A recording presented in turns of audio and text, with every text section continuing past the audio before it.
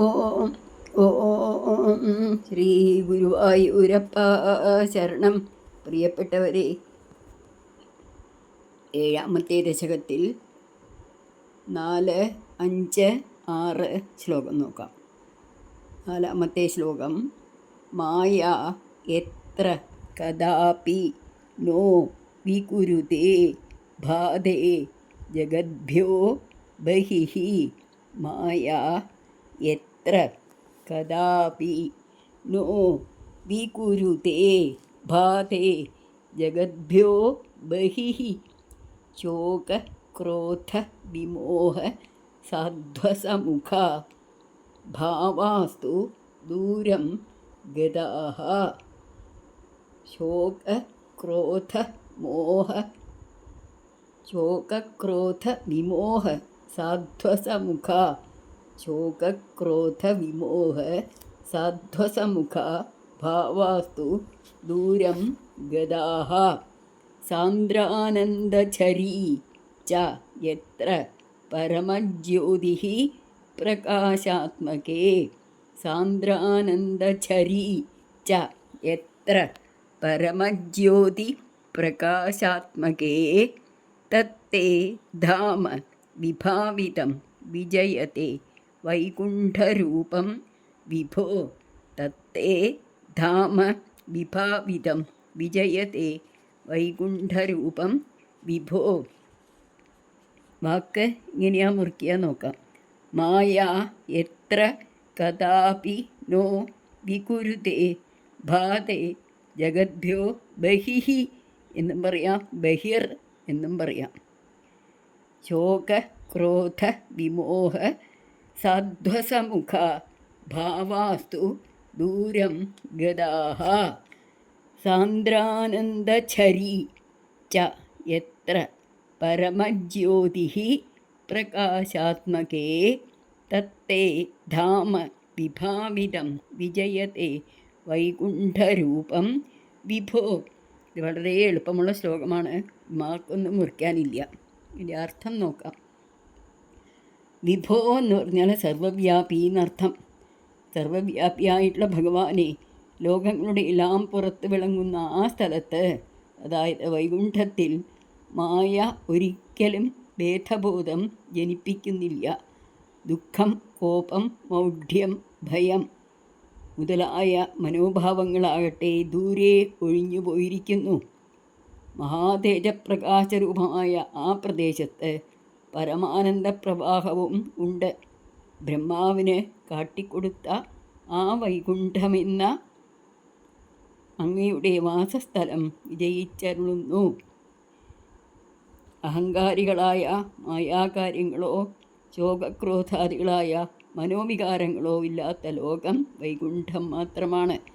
സൂര്യൻ പോലും മങ്ങിപ്പോകത്തക്ക വിധം അത്രമാത്രം തേജോമയമാണ് ആ ലോകം. പരമാനന്ദമയവുമാണത്. ഈ വിധം ഒരു ലോകം വേറെയില്ല. അതാണ് വൈകുണ്ഠം, ഏകാത്ഭുതം എന്നൊക്കെ ഭട്ടതിരിപ്പാട് ഭഗവാന്റെ മുന്നിൽ, ഗുരുവായൂരപ്പൻ്റെ മുന്നിൽ പറഞ്ഞത്. വൈകുണ്ഠം, കുണ്ഠമില്ലാത്ത അവസ്ഥ.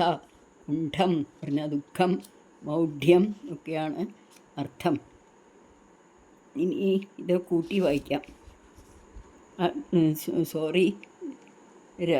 രാഗത്തിൽ വായിക്കാം. മായ എത്ര കദാപി നോ വികുരുതേ ഭാതേ ജഗദ്ഭ്യോ ബഹിഃ.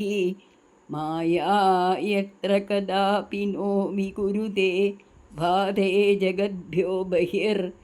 ശോകക്രോധ വിമോഹ സാധ്വസമുഖ ഭാവാസ്തു ദൂരം ഗതാഃ.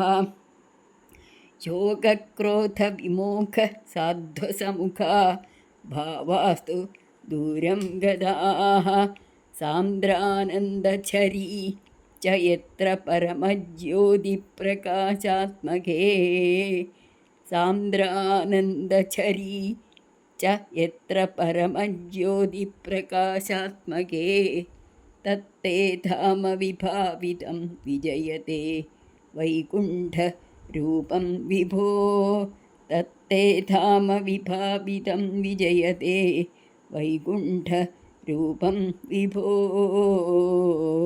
അഞ്ചാമത്തെ ശ്ലോകം. യസ്മിൻ നാമ ചതുർഭുജാ ഹരിമണി ശ്യാമാവതാ തത്വിഷോ. യസ്മിൻ നാമ ചതുർഭുജാ ഹരിമണി ശ്യാമാവതാ തത്വിഷോ. നാനാഭൂഷണ രത്നദീപിത ദിശോ. നാനാഭൂഷണ രത്നദീപിത ദിശോ. രാജത് വിമാനാലയാഃ രാജദ്വിമാനാലയാഃ ഭക്തി പ്രാപ്ത തഥാ വിധോന്നതപദാ ദീവ്യന്തി ദിവ്യാജനാസ്തത്തെ. ഭക്തി പ്രാപ്ത തഥാ വിധോന്നതപദാ ദീവ്യന്തി ദിവ്യാജനാസ്തത്തെ. ധാമ നിരസ്ത സർവശമലം വൈകുണ്ഠരൂപം ജയേത്. തത്തേ ധാമ നിരസ്ത സർവശമലം വൈകുണ്ഠരൂപം ജയേത്. ഇവിടെ പദങ്ങളൊന്നും അധികം മുറിക്കാനില്ല, എന്നാലും നമുക്ക് നോക്കാം. യസ്മിൻ നാമചതുർഭുജ ഹരിമണി ശ്യാമാവതാ തത്വിഷോ. നാനാഭൂഷണ രത്നദീപിത ദിശോ. രാജത് വിമാനാലയ.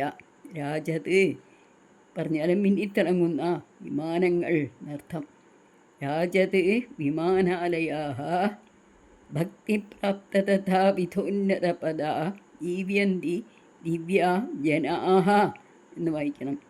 ദീവ്യന്തി ദിവ്യാ ജനാഃ തത്തേ ധാമ നിരസ്ത സർവശമലം വൈകുണ്ഠരൂപം ജയേത്. ഹേ ഭഗവാനെ, ആ വൈകുണ്ഠലോകത്തിൽ 4 കൈകളും ഇന്ദ്രനീലരത്നം പോലെ തെളിഞ്ഞ നീലനിറവുമായി രത്നപ്രകാശം പരത്തുന്ന പല വകഭൂഷണങ്ങളും അണിഞ്ഞ് മിന്നിത്തിളങ്ങുന്ന വിമാനങ്ങളിൽ പാർക്കുന്ന ഭക്തി കൊണ്ട് ആ വിധം ഉയർന്ന നിലയിൽ എത്തിച്ചേർന്നിട്ടുള്ള ദിവ്യജനങ്ങളാണ് വിളയാടുന്നത്. മാലിന്യമെല്ലാം അകന്ന വൈകുണ്ഠമെന്ന അങ്ങയുടെ ആ ലോകം വിജയിച്ച് അരുളുമാറാകട്ടെ എന്ന് പറയുകയാണ് ഇവിടെ. ഭഗവാനെ പോലെ തന്നെ ശംഖചക്രഗദാപത്മങ്ങൾ ധരിച്ച 4 കൈകളും നീലനിറവും കിരീട കടകാദികൾ രത്നഭൂഷണങ്ങൾ വിമാനഗൃഹങ്ങൾ ഉള്ളവരുമാണ്. വിഷ്ണു സാരൂപ്യം പ്രാപിച്ചവരാണ്. വൈകുണ്ഠവാസികൾക്കെല്ലാം സാലോക്യം സാമീപ്യം സാരൂപ്യം സായുജ്യം എന്ന 4 സിദ്ധികളും ഭഗവാൻ ഭക്തന്മാർക്ക് കൊടുക്കുന്നുണ്ട്. ആദ്യം ഭഗവാന്റെ ലോകത്തെത്തും, അത് സാലോക്യം. പിന്നെ സമീപത്തിലെത്തും, അത് സാമീപ്യം. പിന്നെ ഭഗവാനെ പോലെ തന്നെയാവും, അത് സാരൂപ്യം. ഒടുവിൽ ഭഗവാനിൽ ലയിക്കും, അത് സായുജ്യം. ഈ സിദ്ധികളെല്ലാം വന്നിട്ടുള്ള ഭക്തന്മാരാണ് വൈകുണ്ഠത്തിൽ എത്തിച്ചേർന്നിട്ടുള്ളത് എന്ന് പറഞ്ഞു തരികയാണ് നമുക്ക്. ഇനി ഇത് നമുക്ക് ട്യൂണിൽ ചെല്ലാം.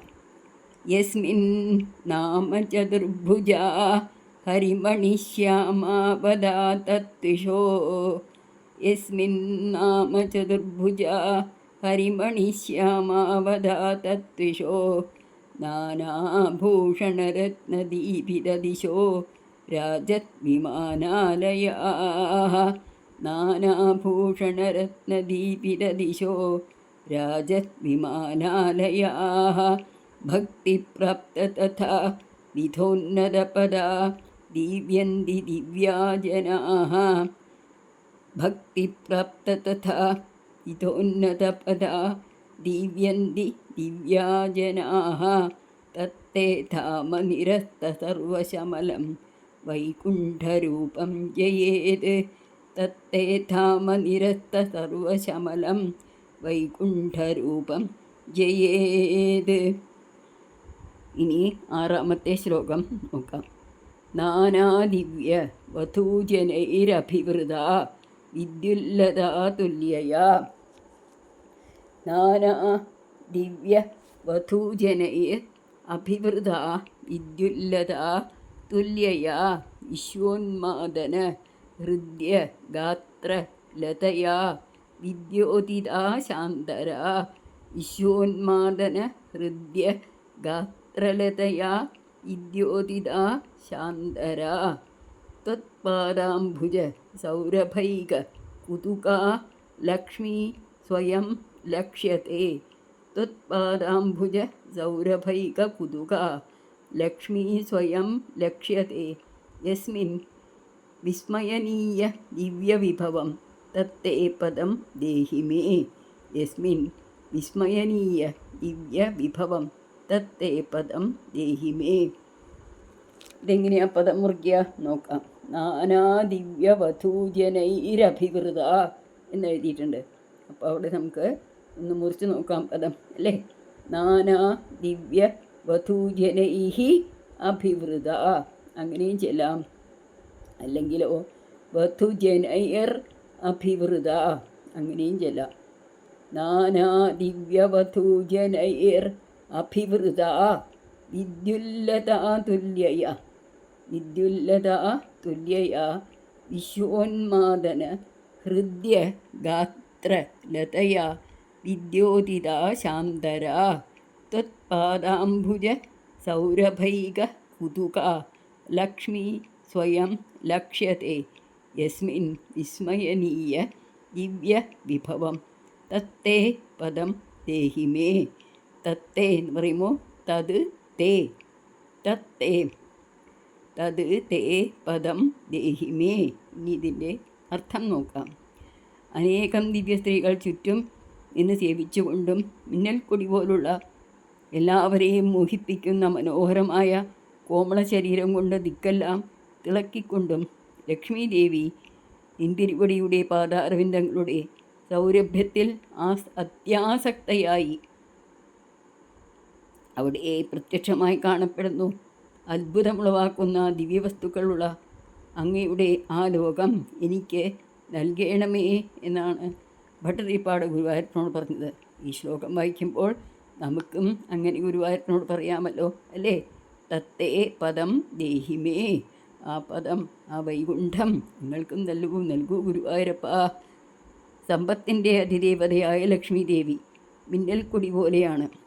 ആ ഐശ്വര്യദേവത എവിടെയും സ്ഥിരമായി നിലനിൽക്കുന്നില്ല. എന്നാൽ വൈകുണ്ഠത്തിൽ ലക്ഷ്മിയെ എപ്പോഴും കാണാം. അതിനുള്ള കാരണം ലക്ഷ്മി ദേവിക്ക് ഭഗവത് പാദാരവിന്ദങ്ങളുടെ സൗരഭ്യം ആസ്വദിക്കുന്നതിനുള്ള അത്യാസക്തിയാണ്. ലക്ഷ്മിക്ക് പാദപത്മ സൗരഭ്യത്തിൽ അതിയായ കുതുകം വർണ്ണിച്ചതുകൊണ്ട് വണ്ടിൻ്റെ സാദൃശ്യം തോന്നുന്നു. വണ്ട് ഒരു പുഷ്പത്തിലും ഉറച്ചു നിൽക്കാത്തതുപോലെ ലക്ഷ്മിയും ആരിലും ഉറച്ചു നിൽക്കുന്നില്ല. എന്നാൽ ഭഗവത് പാദപത്മ സൗരഭ്യത്തിലുള്ള അതികൗതുകം ലക്ഷ്മിയുടെ ആ ചപല സ്വഭാവം ഇല്ലാതാക്കിയിരിക്കുന്നു എന്ന് വ്യംഗ്യമായി പറയുന്ന പോലെ തോന്നുന്നുണ്ട്. വണ്ടിനും താമരപ്പൂ പോലുള്ള ചില പൂക്കളിൽ അത്യാസക്തി ഉണ്ടാകുമല്ലോ എന്നാണ് പറയുന്നത് ഇവിടെ ഭട്ടതിരിപ്പാട്. ഈ ആശയം നമുക്ക് രണ്ടാമത്തെ ദശകത്തിൽ നാലാമത്തെ ശ്ലോകത്തിൽ കാണാമല്ലോ അല്ലേ. ലക്ഷ്മി അചാപലബലാത് ചാപല്യവാർത്തോദഭൂത് എന്നൊക്കെ പറയുന്നുണ്ട്. ലക്ഷ്മി ദേവി സ്ഥിരയല്ല, പക്ഷേ അങ്ങേ വിട്ടുപിരിയില്ല ലക്ഷ്മി ദേവി. അതുകൊണ്ട് അങ്ങയുടെ ഭക്തന്മാർക്ക് ലക്ഷ്മി കടാക്ഷം എപ്പോഴും ഐശ്വര്യമുണ്ടാവും എന്നൊക്കെ പറഞ്ഞിട്ടുണ്ട്. അതേ ആശയം തന്നെയാണ് ഇവിടെയും ഭട്ടതിരിപ്പാട് ഗുരുവായൂരപ്പനോടാണ് പറയുന്നത് കേട്ടോ. ഗുരുവായൂരപ്പൻ അത് കേട്ട് നല്ലപോലെ രസിച്ചു എന്നാണ് പറയുന്നത്. കാരണം ലക്ഷ്മി ദേവി എപ്പോഴും തന്നെ ആശ്രയിച്ചിട്ടുണ്ട്, തൻ്റെ ഭക്തന്മാരെ പോഷിപ്പിക്കുന്നുണ്ട് എന്നൊക്കെയുള്ള സന്തോഷം കൊണ്ട് ഗുരുവായൂരപ്പനും നന്നായിട്ടൊന്ന് ആസ്വദിച്ചു ഈ ശ്ലോകം എന്ന് പറയാറുണ്ട്. ഇനിയും ഇതിനെ നമുക്കൊന്ന് ട്യൂണിൽ ചൊല്ലി നോക്കാം. നാനാദിവ്യവധൂജനൈർ അഭിവൃത വിദ്യുല്ലതാ തുല്യയാ.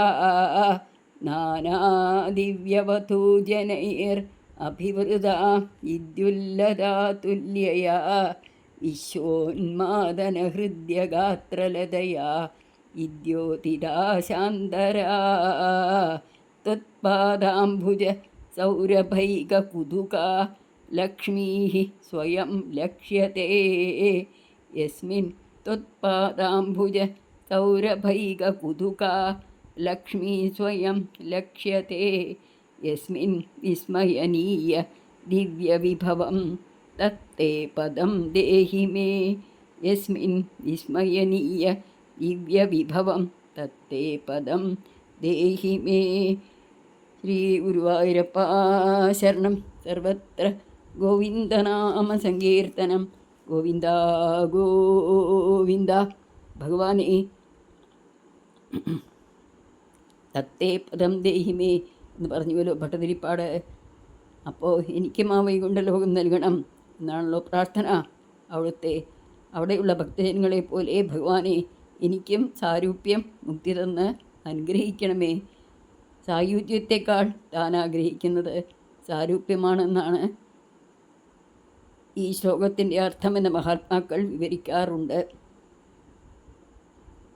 ഭഗവാനുമായിട്ട് കൂടിച്ചേർന്ന് കിടന്നു കഴിഞ്ഞാൽ പിന്നെ അവിടെ ഒന്നുമില്ലല്ലോ. അഹം ബ്രഹ്മാസ്മി. അങ്ങനെയല്ല വേണ്ടതെന്നാണ് പറയുന്നത്. ഭഗവാന്റെ അടുത്തിരുന്നു കൊണ്ട്, ഭഗവാനെ കണ്ടുകൊണ്ട്, ഭഗവാനെ ആസ്വദിച്ചു കൊണ്ടിരിക്കണം. ശ്രീരാമകൃഷ്ണ പരമഹംസർ പറയും, പഞ്ചസാരയായിരിക്കുന്നതിലും ഭേദം പഞ്ചസാരയുടെ മധുരം ആസ്വദിക്കലാണ് എന്നാ പറയുക.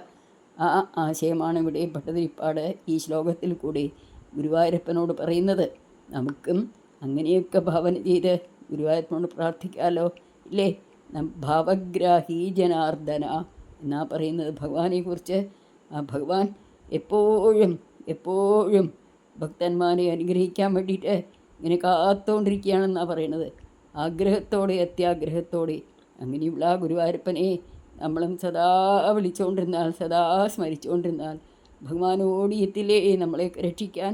ആ ഉണ്ണിക്കണ്ണൻ ഓടി വരുമല്ലോ, അല്ലേ? കണ്ണാ കണ്ണാ ഓടിവാ, ഉണ്ണി കണ്ണാ ഓടിവാ, ഓടക്കുഴലിൽ പാടിവാ, ഉണ്ണിക്കാൽ കൊണ്ടോടിവാ. കണ്ണാ കണ്ണാ ഓടിവാ, ഉണ്ണി കണ്ണാ ഓടിവാ, ഓടക്കുഴലിൽ പാടിവാ, ഉണ്ണിക്കാൽ കൊണ്ടോടിവാ. ശ്രീ ഗുരുവായൂരപ്പാ ശരണം. സർവം ശ്രീകൃഷ്ണാർപ്പണമസ്തു. ഹരി ഓം. ഹരി ഹരി ഹരി ഹരി നാരായണ. ജയ ജയ ജയ ജയ നാരായണ. ഹരി ഹരി ഹരി ഹരി നാരായണ. ജയ ജയ ജയ ജയ നാരായണ. ജയ ജയ ജയ ജയ